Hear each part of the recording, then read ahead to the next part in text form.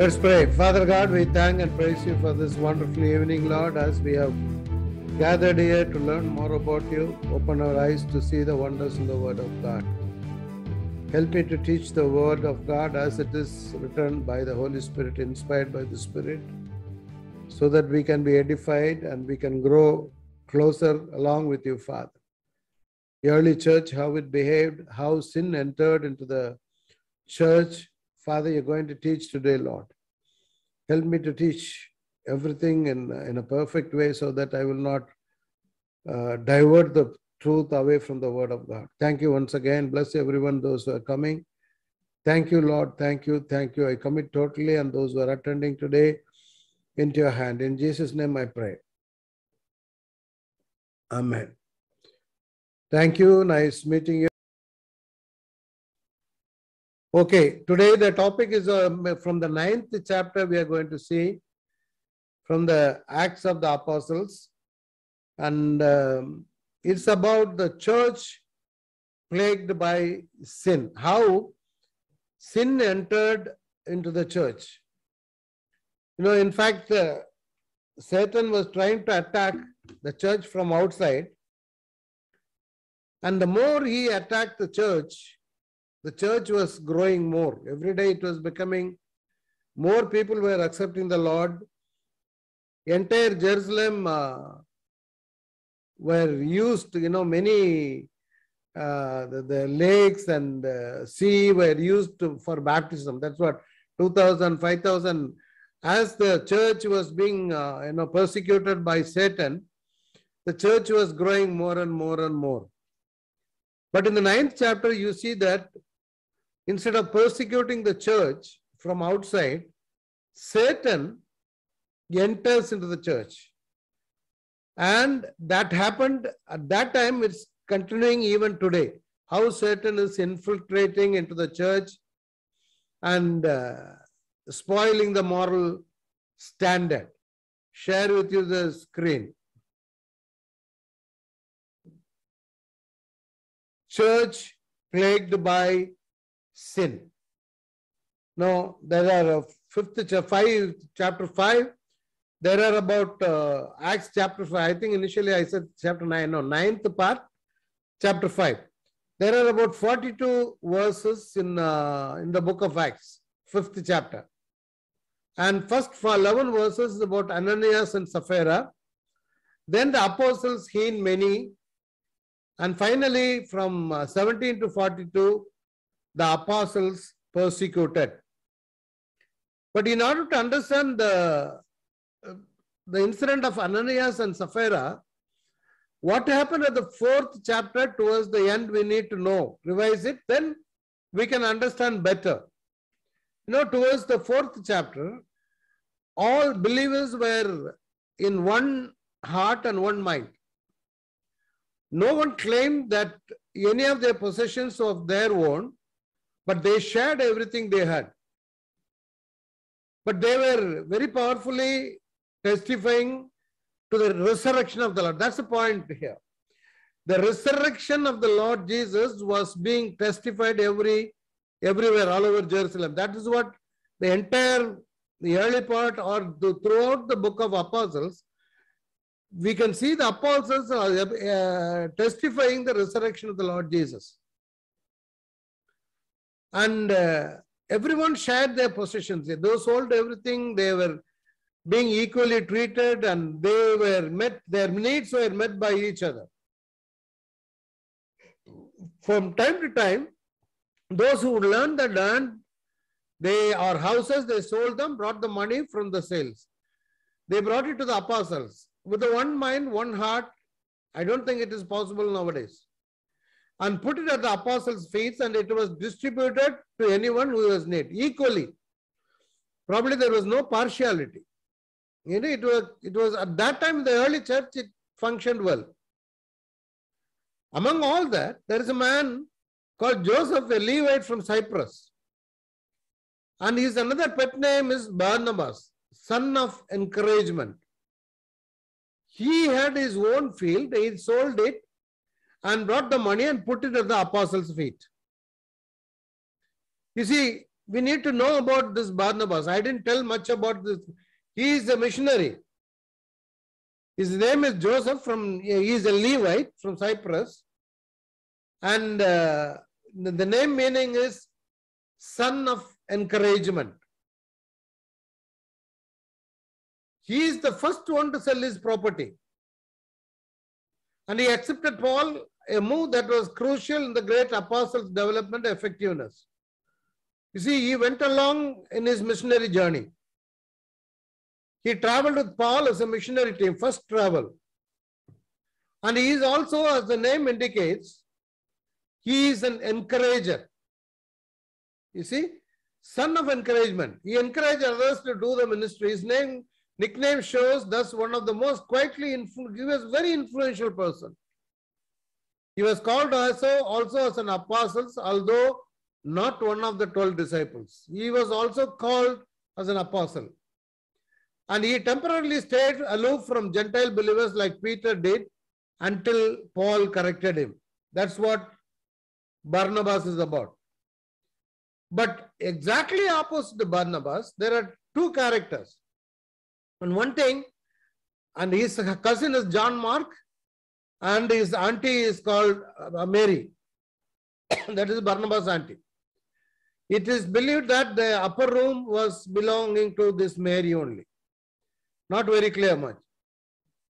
But exactly opposite to Barnabas, there are two characters, Ananias and Sapphira. You see how Satan penetrated into the church. That's the topic today. The churches are plagued by wrong moral values and wrong doctrine.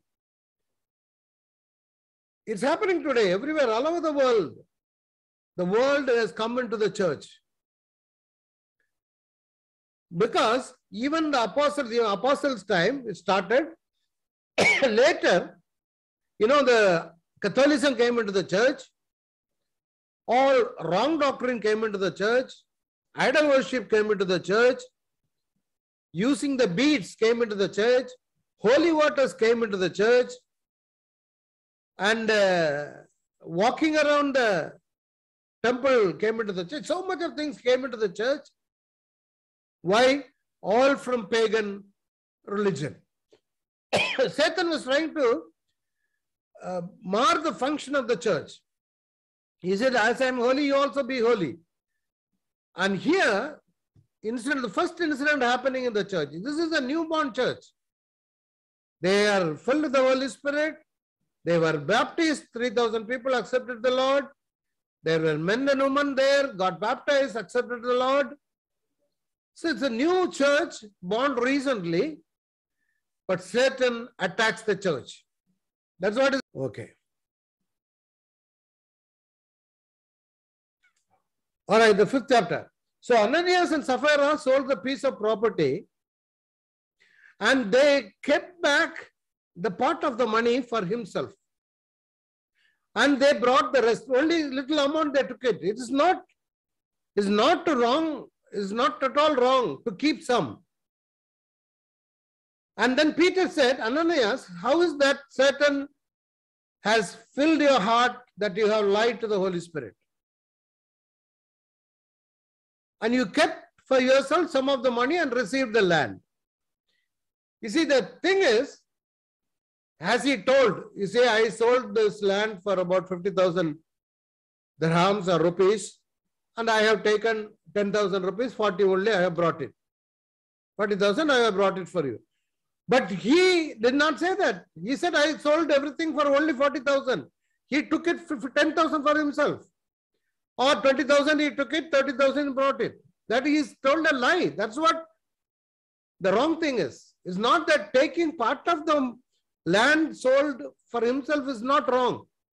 But he is, that's what Peter is condemning. How come Satan has filled your heart to tell a lie and kept it for yourself, some of the money you received from the land? Did not it belong to you before it was sold? He is asking. It belonged to you only. But you see, after it was known, was not the money at your disposal. What made you think of doing such a thing? You have not lied to just human being, but to God. Telling lie to Holy Spirit also is equal to telling lie to God. That means Holy Spirit is God. When Ananias heard this, he fell down and died, and great fear seized who heard about it, what had happened. Then some young men came forward, wrapped up his body and carried him out to bury him.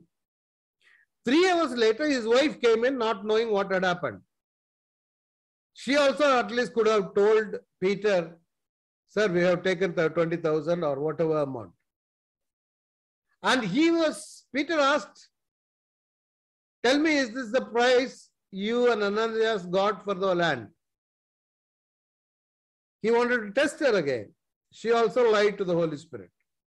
She too lied. Peter said, how could you conspire to test the Spirit of the Lord? Listen, the feet of the men who buried your husband are at the door, and they will carry you out also.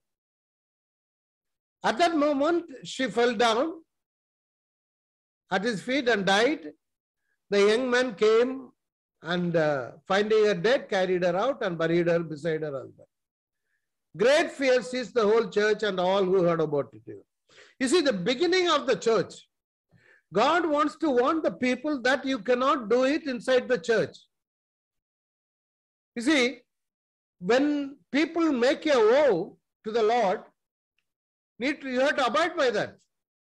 They agreed to give everything, whatever they sell, they agreed to give. That's what happened now. But they took it, they could have told Peter that we have taken certain part. But they lied because the Holy Spirit filled their heart. This is what? Saul was filled with the Holy Spirit. You know, when he went, he violated the law of the Lord, Satan took control of him. This is what happens. We may be a born again, we may be a believer. A time will come when we don't obey the word of God. Certain times he will take control of. That's what happened to Ananias and Sapphira. When a man makes a vow to the Lord, an obligation that is binding himself, he is not to break his word. Once you make a vow, you abide by that. Instead, he is fulfill whatever promise came out of his mouth.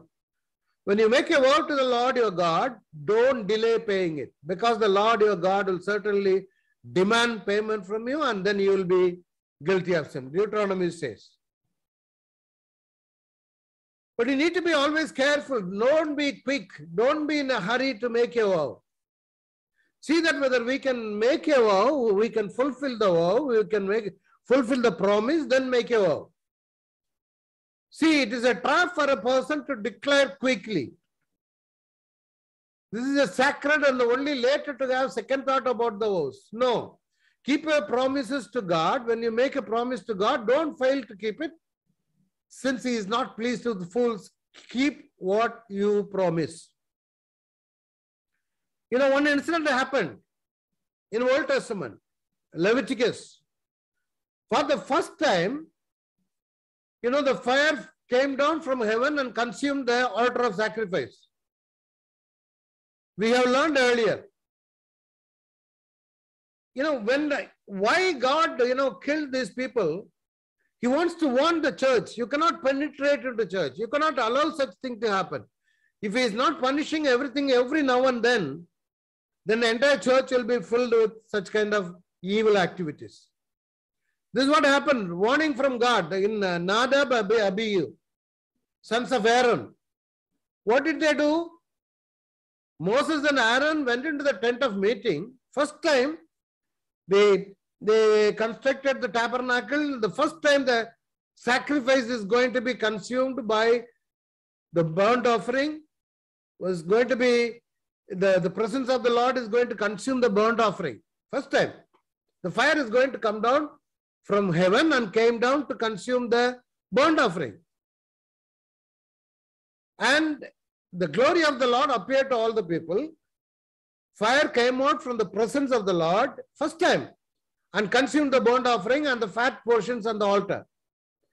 And when all the people saw it, they shouted for joy and fell face down. See, this is the fire which ought to be keep burning throughout day and night. First time God sent the fire to burn on the altar.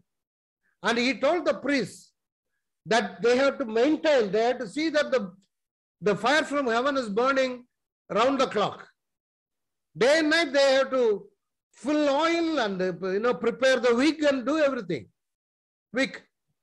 So that it will be burning continuously. But what happened? The sons of Aaron's sons, Nadab and Abihu, they took their censers, put fire in them, and added incense. They took the privilege of being the sons of Aaron, the first high priest. And they offered unauthorized fire. That's what made angry. It made God angry because they offered unauthorized. It was not from God. God did not tell them to do it. Contrary to his command. So fire came out from the presence of the Lord and consumed them. They died before the Lord. First time. Why did they die? This is a warning. When you violate the word of God, when you allow Satan to make you do such things, certainly God will punish you. That's what is happening now. He is warning the people, the Israelites. If this was not warned, everyone would have taken the censer and done the same thing. Now a great fear came. In Apostles 5th chapter, see the fear. People were in fear. They did not accept the Lord. Many ran away. But the poor and downtrodden and those who accepted the Lord came towards him. Moses then said to Aaron, this is what the Lord spoke of when he said, among those who approach me, I will be proved holy in the sight of all the people. I will be honored. See, first time it happens. Okay, then later, when Joshua's time, they were going to wage war against Ai. What happened? The Lord's anger there. You can see the Lord's anger. But the Israelites were unfaithful in regard to the devoted things. Achan, he stole some treasures, hid it below the ground in the middle of the tent. So the anger of the Lord burned against Israel. That's also a beginning. He had to warn everything. They couldn't win the war.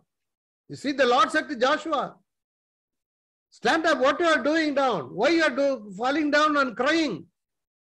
Because Israel has sinned. One man, Achan, sinned is equal to the whole congregation sin. They have violated my covenant, which I commanded them to keep. You see, when you are violating the covenant, when you are violating the command, certainly God will see that he will punish you every now and then. Even the New Testament time.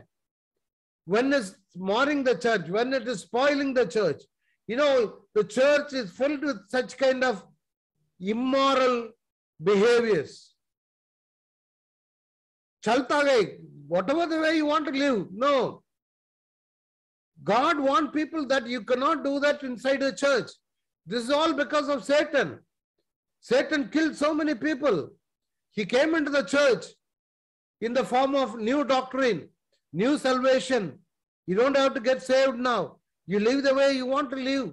Then later only you are saved. There is a new covenant. They take some small points, make a doctrine out of it. And that's why the churches are plagued with immoral behavior and false doctrine. So it's false doctrine is everywhere, all over the churches. Many churches are formed based on wrong doctrines. But God is warning them. No, there are many churches, they don't check whether the doctrines are correct or not, whether it's in par with the word of God. God had to take action. He took action in the case of Nadab and Abihu. And then Joshua, you see here, they couldn't win the war. He said they have taken some of the devoted things. They have stolen, they have lied, they have put them with their own possessions. That is why the Israelites cannot stand against their enemies. Always, when something goes wrong in our life, please check yourself whether I am going wrong or not. God is checking our heart, whether am I in the right track or not. Certain times, when you go wrong, things will go wrong around us.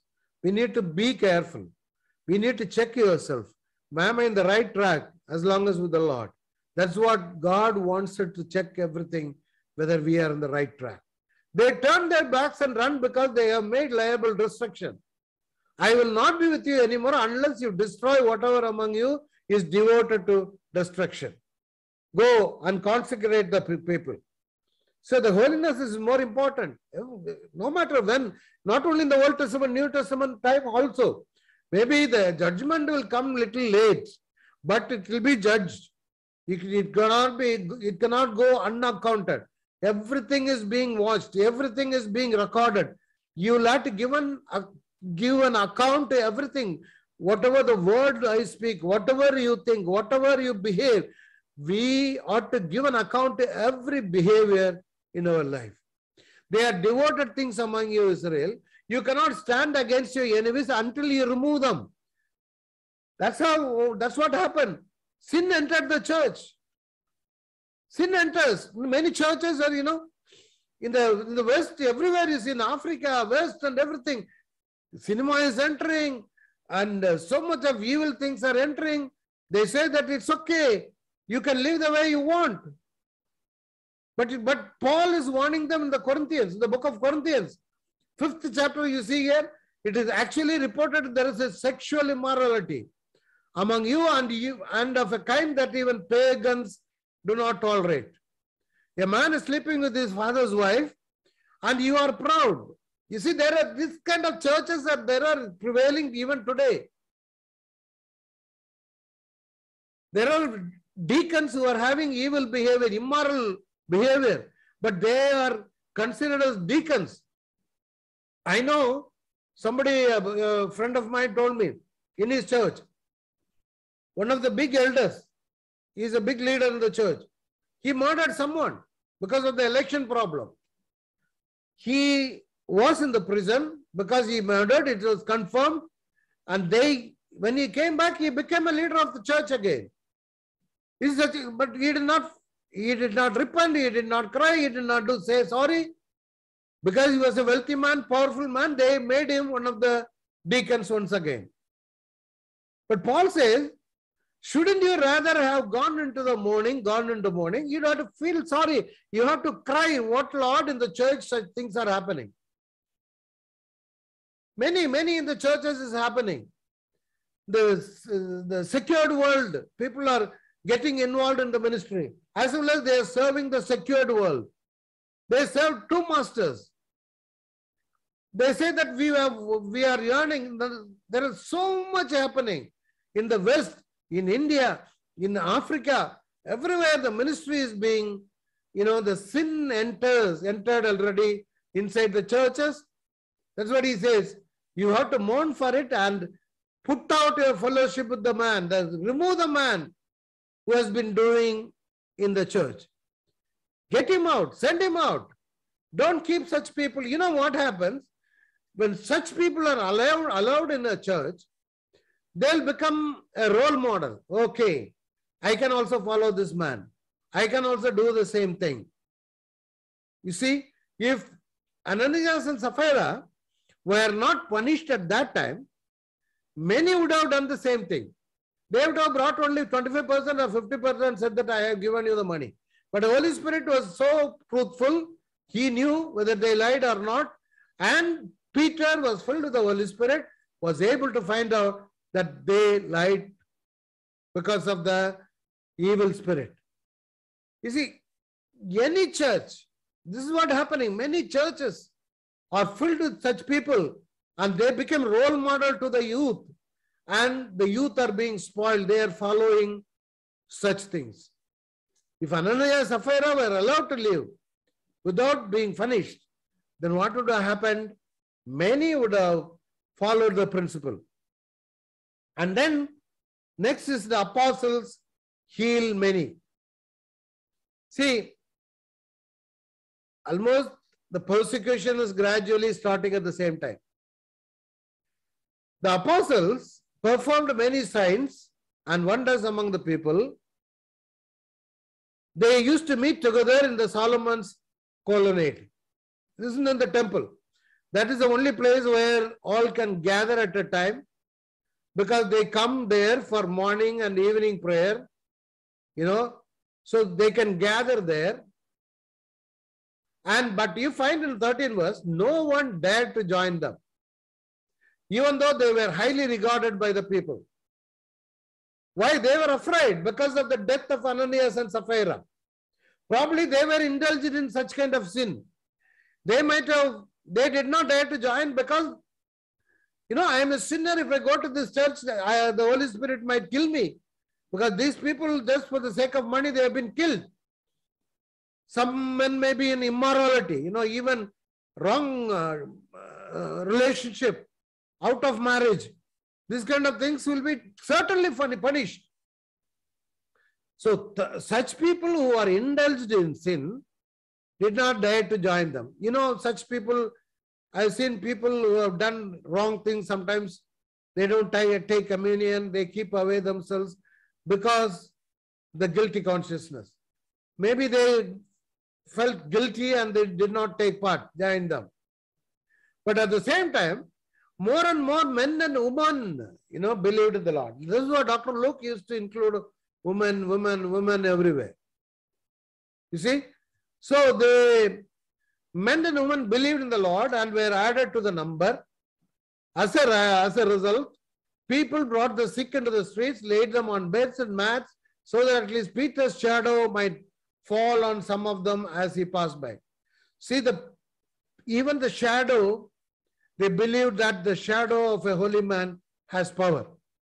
Crowds gathered also from the towns around Jerusalem, and bringing their sick and those tormented by impure spirits, and all of them were healed. You see here, Jesus did the same thing. He told his disciples, heal the sick, raise the dead, cleanse those who have leprosy, drive out demons. They call it exorcism. Drive out the demons. Freely you have received, freely you give. Some places it's becoming a money-making field. Anyhow, do not take along any gold or silver or copper in your belts. Take no bag for the journey or extra tunic, sandals or stuff, for the workers' worth is keep. And in Mark 16, it says, and these signs will accompany those who believe in my name. They will drive out demons, they will speak in new tongue, they will pick up snakes with their hands, and they drink deadly poison, it will not hurt them at all. They will place their hands on sick people, they get healed. See, this is what literally happened. In the Acts of the Apostles, when Paul was doing ministry, a poisonous snake, he was bit by the snake but did not die. The people in that island, they were surprised to see Paul living. That's what the Holy Spirit empowerment. And Peter made so many miracles already happen. So while they were doing this, Satan was very vigorously acting against the apostles. They endured persecution. There was a lot of persecution going on.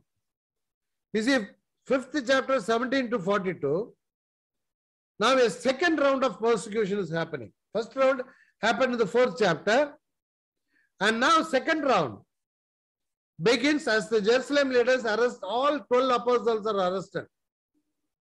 Their motivation is jealousy. If you see 17th verse, 13th chapter 45, 17th chapter 5, because of the apostles' growing influence among the people, they became very familiar. Moreover, they were afraid of the blood of Jesus. So the key themes or the remarkable boldness of the apostles in the face of great danger. They knew that they even killed their master Jesus. They can kill them also. They know the danger. But the progress was unstoppable. The gospel was spreading faster because God was at work. The privilege and joy of suffering for Christ. They felt it happy to, suffer for the Lord. And then the high priest and all his associates, who were members of the party of Sadducees, were filled with jealousy. They arrested the apostles and put them in public jail. Why? They are filled with jealousy. They are, I told you about the Sanhedrin. Sanhedrin is filled with Sadducees, equally Pharisees. Then you have high priest and the royal members of the family from the different tribes, and high priest Ananias and Caiaphas. So they arrested the apostles because the people around Jerusalem were filled with happiness. They were turning towards them. And during the night, an angel of the Lord opened the doors of the jail and brought them out. While the apostles, they were inside the prison. The angel of the Lord opened the doors and brought them out. Go and stand in the temple courts. He said, tell the people all about his new life. At daybreak, early in the morning, they entered the temple courts as they had been told and began to teach the people. When the high priest and his associate arrived, they called together Sanhedrin. Full members came in the morning time. Assembly of elders of Israel, and sent to the jail for the apostles. See here, you find here, there are 6 angelic appearances. Out of this is the first one. During the night, the angel of the Lord opened the doors of the prison. There are 6 appearances. 8th chapter, 10th chapter, 12th chapter, 27th chapter. So this is the first appearance of an angel. And also, see here, but on arriving at the jail, the officer did not find them. So, you see, it's a funny thing happening. They came back and said the jail is securely locked. The guards are still standing there. But we find no one inside. We opened the prison, no one is inside. So the captain of the temple guard and chief priests were at loss, wondering what this might lead to. They got afraid now. What is happening here? Then someone came and told them that, look, the men you put in jail are standing in the temple courts and teaching the people. So they came out. They didn't know how it happened. At that, the captain went with his officers, brought the apostles. They did not use force because they feared that the people would stone them. This miracle happened. People knew. Everyone would have come to know that they were imprisoned in the night. They were locked with the gods. Even the gods would have told, no, nothing happened. No door was opened. People would have wondered how these the people came out of the prison and how they are able to preach in the temple again. The apostle was brought in, made to appear before Sanhedrin to be questioned by the high priest. See here, there are 3 jail miracles happening in Acts of the Apostles. This is the first one. He opened the door in the night, allowed them to go to the temple and preach there. There are about 3 miracles happening, jail miracles. When Paul and Silas were there, while Peter was in the prison, now you will know about it. And then, so the apostles were brought in, made to appear before the Sanhedrin to be questioned. And this is what the fear is. The Sanhedrin members or the leaders are asking, we gave you strict orders not to teach them. We told you not to teach. Yet you have Jerusalem, you have filled Jerusalem with your teaching and are determined to make us guilty of this man's blood. You see, they are scared now. They only killed Jesus. They are guilty of this man's blood. You remember when Jesus was killed, when Pilate asked, they said like this, let his blood be on us and on our children too. They confessed with their mouth. You see, Matthew 27, 25, the same group of people, they said. All the people answered, let his blood be on us and on our children. They confessed with their mouth. Now they are scared. Now they are saying that you have determined to make us guilty of this man's blood.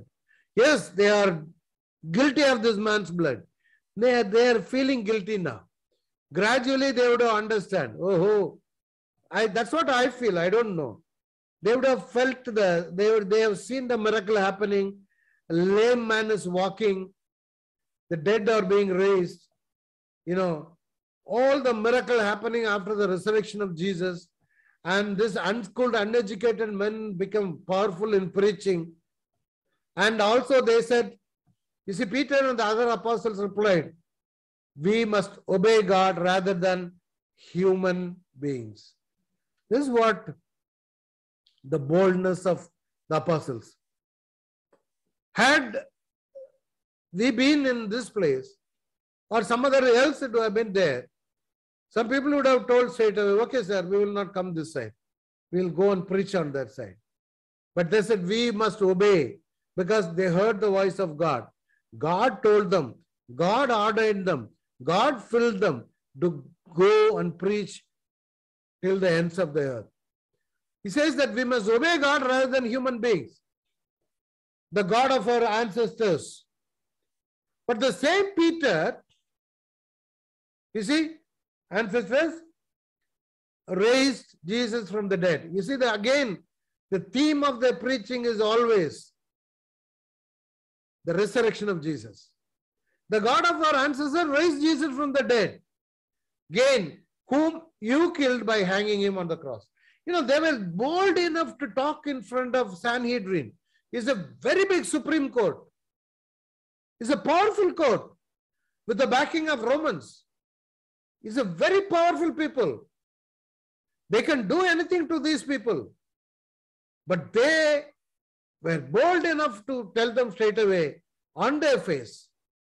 And moreover, they said God exalted him to his own right hand as Prince and Savior, that he might bring Israel to repentance and forgive their sin. They are to the point. They are to the core point. They are just nailing their thought on their heart. That's what the preaching is about. They said, God raised him. The God, the Jehovah whom you worship. The God of our Jacob and Abraham, Jacob and Joseph, he has raised him and also exalted him to his right hand. And he has become the Prince and Savior of the whole world. And he will bring Israel to repentance. They are bringing Israel into the scene. One day the Israel is going to be repenting and they will receive the salvation. They will get their sins forgiven. And then they declare that we are the witness of this, and he led a band of people in revolt. We are witness of this. And 33 verse, when they heard this, they were furious and wanted to put them, immediately they want to put them to death. Why? They want to clear this, gospel being spread. They were afraid they will lose their power over the entire church. That's what happened. But when they were planning to kill these people, there is a wise man, Gamaliel. He's a Pharisee whose feet, Paul learned from the feet of Gamaliel. And this man, he was a teacher of the law. They taught everything from the law, from Torah, all this stuff. And who was honored by all the people, stood up in Sanhedrin, ordered that the men be put outside for a little while. He said, tell them to go out. I want to explain to you certain things. See, Paul and Peter Peter said, we must obey God rather than human beings.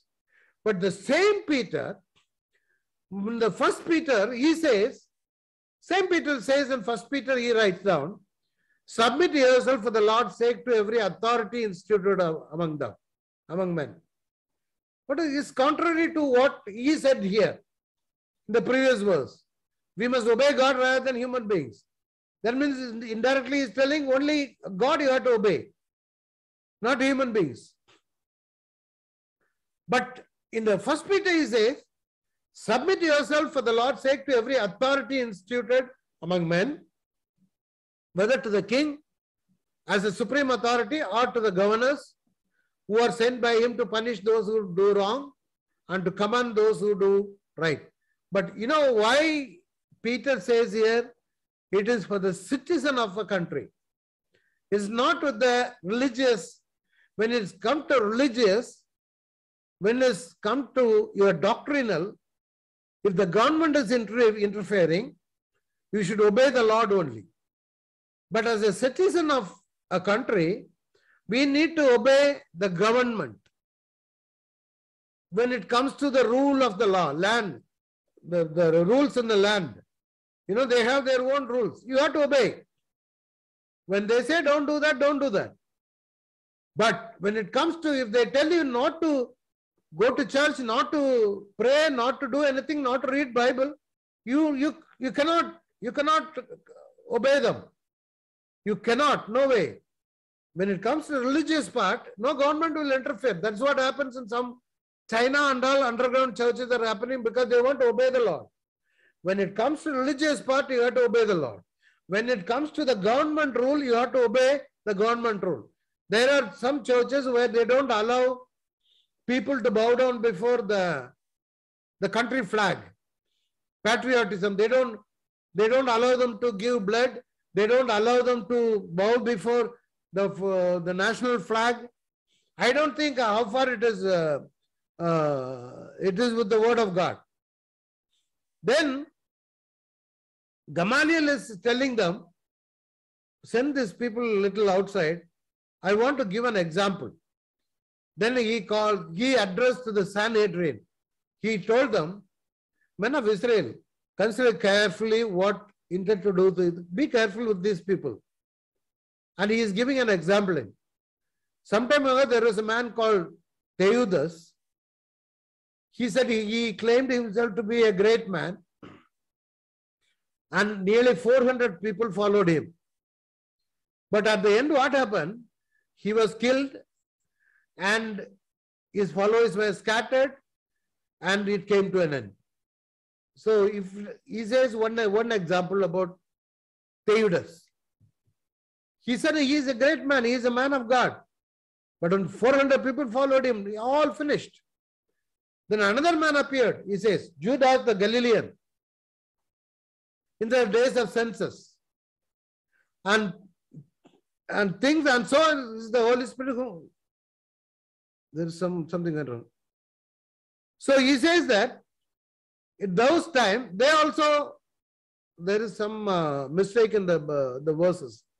I'll correct it in a presentation. Anyhow, so the 38th verse says that, therefore in the present case, I advise you, leave these men alone. Let them go. If their purpose or activities of human origin, it will fail. If they are from human origin, definitely it will fail. But if it is from God, you will not be able to stop these men. They didn't realize that it is from God. But he gave a wise advice. He said that if it is from God, certainly you cannot stop. Even if you kill them, they killed all the disciples. All the disciples were killed. They thought they can stop preaching gospel. But it reached the ends of the earth. Dear children of God, you cannot stop anyone. You cannot stop if it is from God. Your preaching will not reach the heart unless otherwise it is from God. When it is being initiated from God, it will reach the hearts, it will change people. If it is not initiated from God, people might not follow you. That's what happened. If the activity is of human origin, it will fail. If it is from God, you will not be able to stop these men. You will only find yourself fighting against God. Gamaliel was a wise man. You know, there were teachers of the law, very famous rabbis. They are called rabbis. They were honored by all the Israelites. So he was one of the members of Sanhedrin. I told you Sanhedrin is composed of 70 members plus one high priest as the president, 71 members. It is a team. And what happened? His speech persuaded them. They called the apostles in and had them flogged. They did not leave them. They beat them again. They whipped them and told them, ordered them not to speak in the name of Jesus and let them go. Instead of killing them, just called them in. They flogged them. With a whip, they beat them and told them not to speak about Jesus. Nothing. But the apostles of the Sanhedrin, rejoicing because they had been counted worthy of suffering disgrace for the name of Jesus. You see, that is when you suffer for the Lord, we need to feel happy when you are suffering for the Lord. That's what God wants you and me to do it. We may have to suffer for the sake of God. We may have to suffer for the sake of the word of God.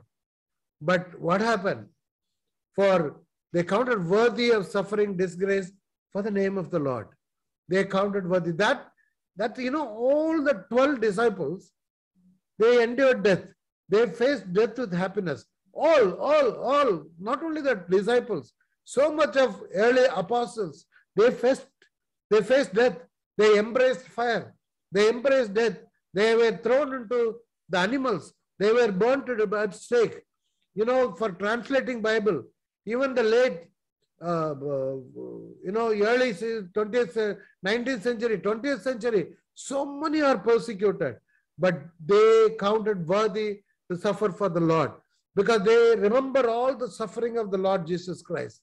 When they think of their Lord's suffering, this is nothing. When you go through suffering, when you go through pain, we need to find out our Lord is able to help us. As he has suffered, he is able to help those who suffer. He endured. He went through all the pains. He went through all the sufferings. Whatever the pain we are going through, he knows. He can feel it in his heart. Day after day in the temple courts and from house to house. You see here, again they went back to the temple. They preached there. And they never stopped teaching and proclaiming the good news that Jesus is the Messiah. So what happened? Because they were doing the ministry without stopping, and this church started growing. We saw this earlier. You see, more and more were added. So the word of God spread. How all started? Everything started with the anointing of the Holy Spirit. I want to recap it, my dear children of God. God is able to fulfill the ministry through the power of God. He will not allow his church. He will not allow Satan to enter the church. But Satan is entering through many ways. The satanic teachings are happening. The satanic churches are there. But the reason why we are asked to check with the word of God, so that the false doctrine will not come into the church. God wants to refine people and keep them holy. He said, as I am holy, you also be holy. Be careful about it. Be careful of what you are teaching. Many are teaching for their own advantage. Many are teaching to receive money from others. He said, take nothing. Don't receive anything for the miracle you are doing. God wants us to do the ministry with the power of the Holy Spirit. When you are inspired by the Holy Spirit, talk, there will be changes, those who are listening to you. The apostles were so bold. They were uneducated. But you may be, or I may be uneducated. But God will make us bold. God will make us wise.